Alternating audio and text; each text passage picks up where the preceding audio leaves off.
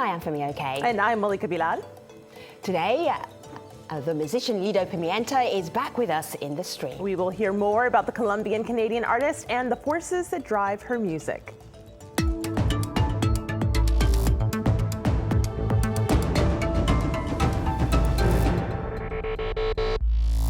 Female power is a dominant theme in Lido Pimienta's latest album, La Papessa, or The High Priestess. Have a listen.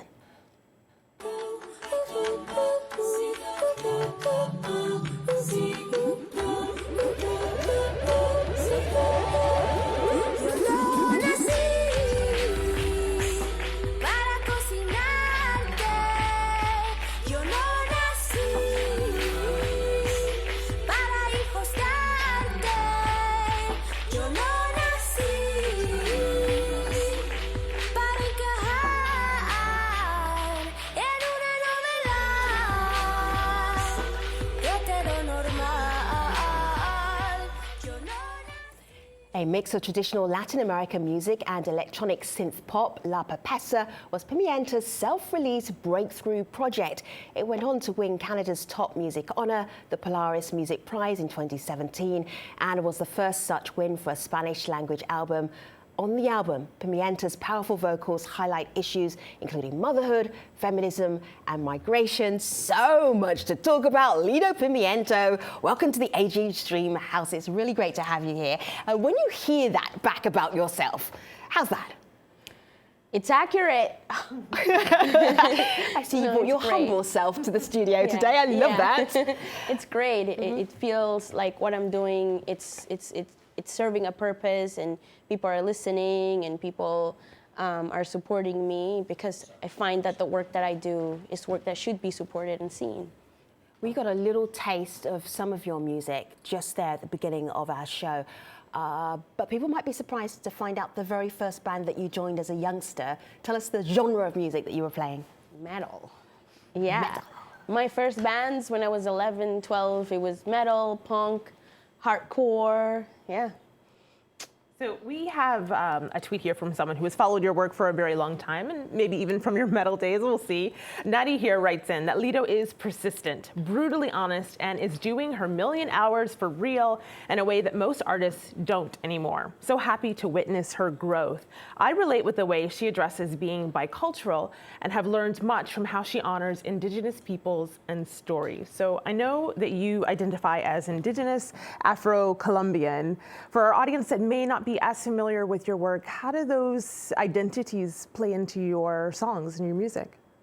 Well, it's just inside of me. It's the sound and it's the chants of my people that I have in my blood, and the way that traditional music carries through and the storytelling that comes with it is a great way for me to express myself, because I do sing in Spanish, and living in North America, you know, there is this barrier that I find that I don't want to break per se, but I want people to feel included. So storytelling and the rhythms that we carry and marry with our electronic sounds are perfect for that. So, I mean, it is who I am, and it always follows me, and I'm so proud to be all the things that I am.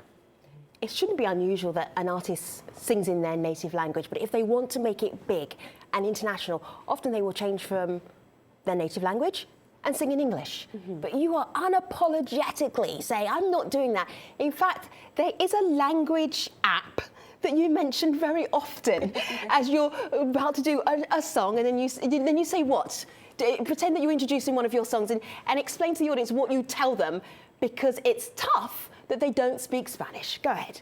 Well, yeah, first I will ask who can speak Spanish, and then there's like 2 people that can, and then I'm like, well, this is the perfect time to download your Rosetta Stone app or Inglés Sin Barreras. You know, it's like, I don't know if that app exists, but I do know that the Rosetta Stone multilingual programs were really hot. So I'm like, there should be an app for that. You should download it, because I am not about to translate this. I'll contextualize a little bit. But yeah, it's good. So on that note, not translating, contextualizing, but not translating, Kevin here on Twitter says, I think that we should embrace cultural diversity and the fine and good nuances that make languages unique. Native speakers tend to write more emotional and less distant lyrics and melodies. Do you find that's true of you? So when you are writing your lyrics in Spanish, you emote differently than you would in English, or vice versa? Absolutely. I cannot write. I can write songs for other people in English. I can adopt whatever their message and their emotions, but for my own music, it is extremely difficult because the things that I sing about are so emotional and they're so charged that the poetry that Spanish has, it's not something that I have been able to accomplish in English yet. Mm-hmm. So I don't know, who knows? If I feel like I can do an album in French, I'll do it. If I feel that I can do an album in English, I'll do it. But right now I don't feel like I need to, especially in the musical landscape. Mm-hmm. You know, I think that, you know, our diaspora is everywhere. And yeah, if you're a good performer and if you have emotion and true to what you do, language becomes secondary. There's a phrase that you use when you're in concert, on stage, because you tell a lot of stories. And you often say, long story short, and then tell a very long story. Yeah. Let's tell a long story, but short, about how you went from Colombia to Canada, because that's quite a journey. It is quite the journey, yes. 11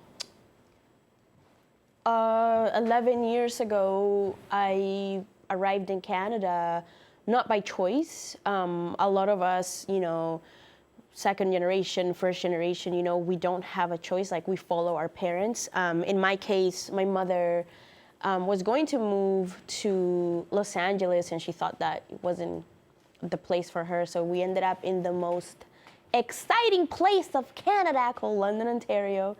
And that's what happened. I followed my mother, and my immigration story actually started 5 years before she left, because I was 5 years without her. So in my music, I make it a point to acknowledging children of immigrants. And yeah, that's pretty much what happened. We needed political turmoil, forced us to leave our land, and now we're in Canada. Can you hear Canada in your music, in your sound? I think that Canada doesn't have a sound. I think that Canada has yet to discover what that sound is. Because if we're going to talk about Canadian music, we need to understand where we are when we talk about Canada. What land are we on when we're talking about Canada? So if anything, I try to bring indigeneity forward, because to me, you know, I live on Turtle Island. You know, my citizenship is Canadian, but I live on indigenous land. So, and because I carry that indigeneity and that indigenous blood inside of me, and our narratives are so similar, maybe that's when it comes in. But I think Canada now, you know, we're a diverse nation. So when you hear me, I feel like that's what Canada should sound like. It's a mix of a lot of rhythms, because that's what we are as a nation on colonized land. Enough talking about music. Let's hear some music. You brought with you Brandon and Kavesh. Brandon, Kavesh, hello. Hey. Agua. What do we need to know about Agua before you start singing? It's a song about indigenous sovereignty and water rights and taking care of Mother Nature. Take it away.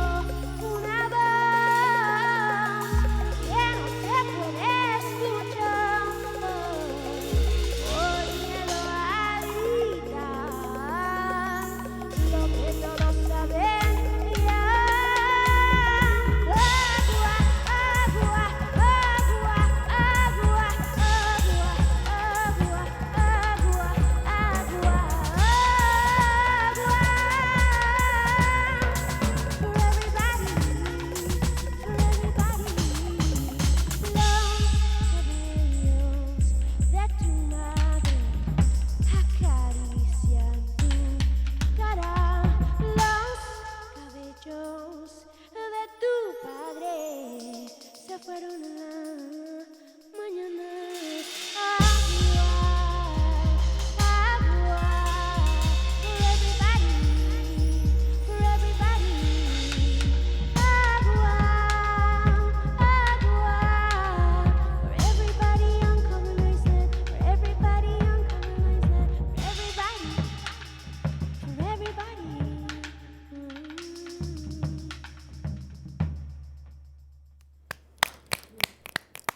I'm clicking here.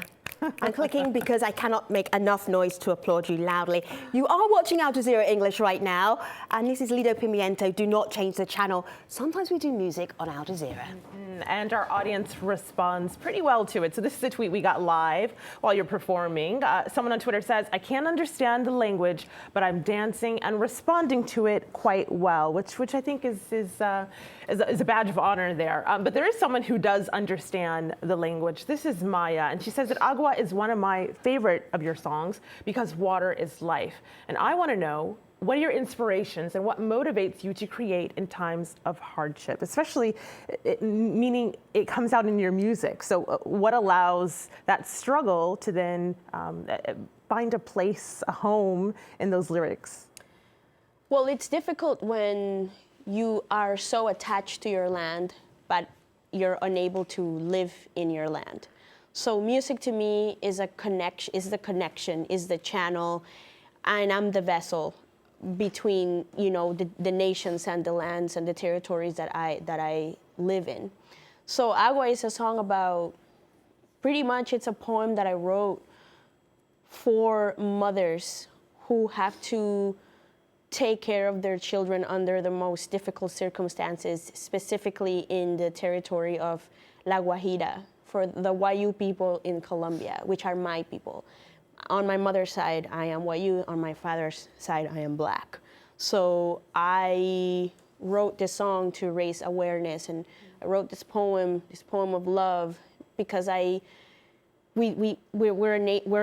a community that's been forgotten. So I know that if I, as a Wayu person, has a platform, I can use this platform to showcase the things that are wrong in our community right now. So that's where it came from, and it helps me stay connected and with my community. You know, there's a picture story that we did on Al Jazeera online. Have a look here.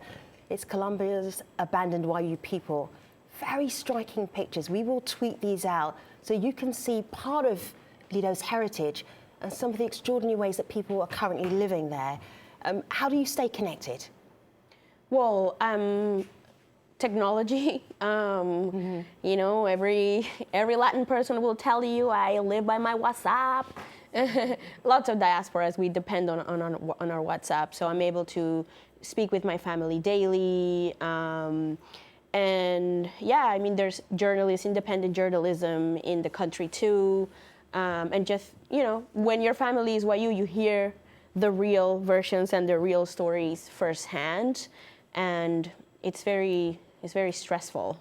You know, you feel powerless, but I know that as an artist, there's things that I can do, and I try my hardest to raise awareness. Yeah. Well, in addition to the struggles of the indigenous, you also talk about struggles of everyday life of being a woman and some of the things that you have to put up with as that identity. We got a video comment from someone who that speaks to them in particular. And one of your songs, even more so, La Capacidad, which we will hear from in just a little bit.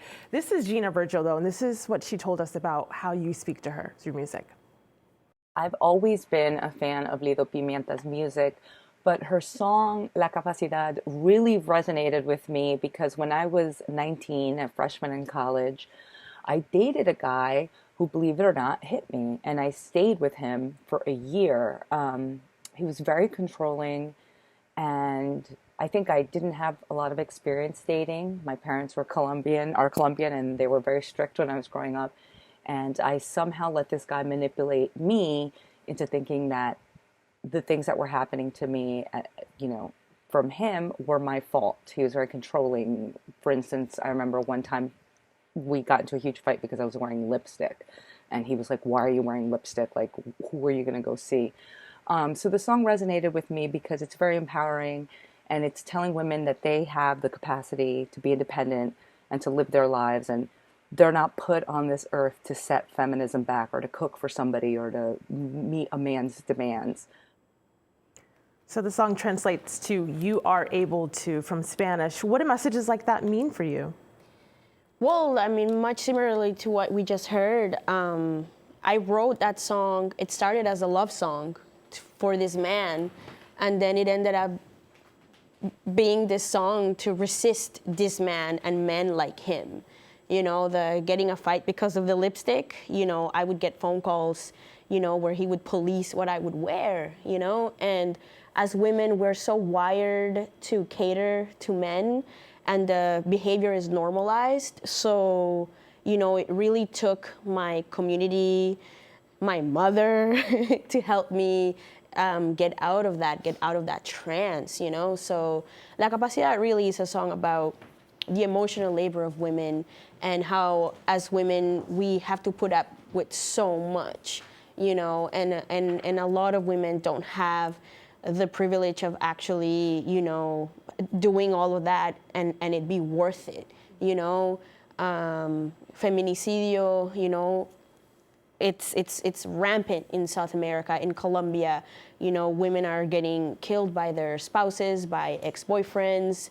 We see it all over the world. So, yeah, this song really connects people, and it connects women, and I'm very proud of it. And I hope that my story, and because I always tell the story of what happened and how it went down and how empowered I am now after the incident with this very controlling and violent man, that it will inspire other girls to know, you know, this isn't normal and you shouldn't be suffering at the hands of anyone. I'm just looking at the page for Papessa so people can see it and appreciate the music and go listen, to the music. This album was an album that you put together, and then it won the best album in Canada, which is incredible. Yeah. And then you went on stage, and then you said this. Have a listen. I don't really know what to say. Perhaps the only thing that I can say is that I hope that the Aryan specimen who told me to go back to my country 2 weeks after arriving in London, Ontario, Canada, is watching this. I want to take the opportunity to thank my beautiful mother. This is my mom, y'all, for being so resilient and for enduring white supremacy in Canada, in her work.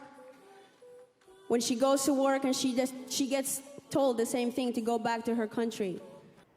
So you're watching and laughing. Brandon and Kavesh are watching as well, and they're like, oh, what can you do? This is Lido. That caused quite a sensation. How do you feel looking back at it now about what you said? Because that was, see, I made it. Yeah, well, first of all, I did not expect to win at all. So I did not prepare a speech.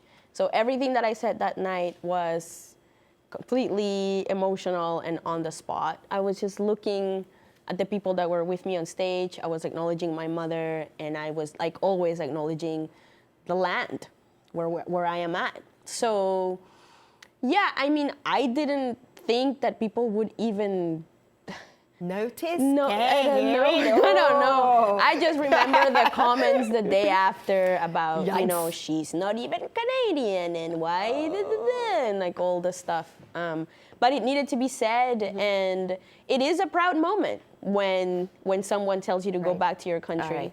You were going to sing for us La Capacidad, and that's going to be the last song that people will hear. But before you do that, there's something extraordinary that you do when you're on set, when you're playing, which is you do this guttural, amazing sound. Can you do that for us? Because I want people to hear a different kind of sound that you can make too. Okay, be ready. They're ready. Que te quiere, que te vende, que no sabe tú. si te necesita o si eres importante. You angelic monster, Lido Pimienta. Please play us out with La Capacidad. Thank you so much for being on the show. Thank you for having us here. We had the best time. Thank you. So Lido is playing New York this week, and then the very last festival that she'll be playing before she has a little baby, which we didn't mention, it will be at the Hillside Festival. So Lido, Pimienta, Kavesh, and Brandon, play us out. Thank you.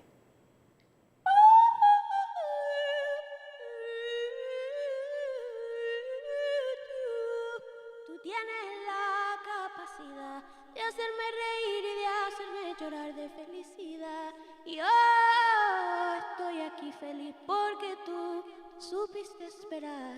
1, 2, 3.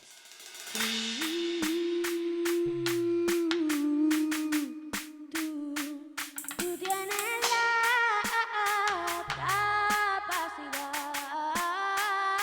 Y yo sabes que por ti todo por ti lo haría. Pero soy feliz por ti, aunque yo sé que primero vengo yo. Mi realización y mi felicidad.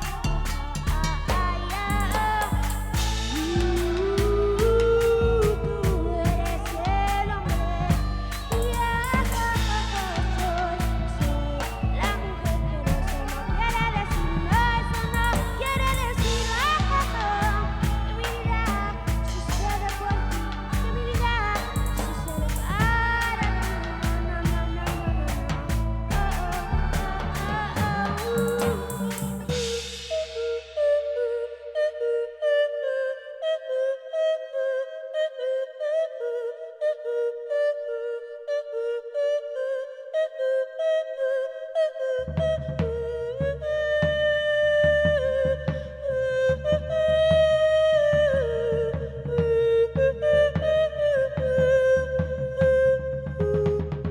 Yo no nací para cocinarte, no. Yo no nací para cocinarte ni para ayudarte. No nací para atrasar el feminismo mundial. No nací para existir en una realidad, pero no.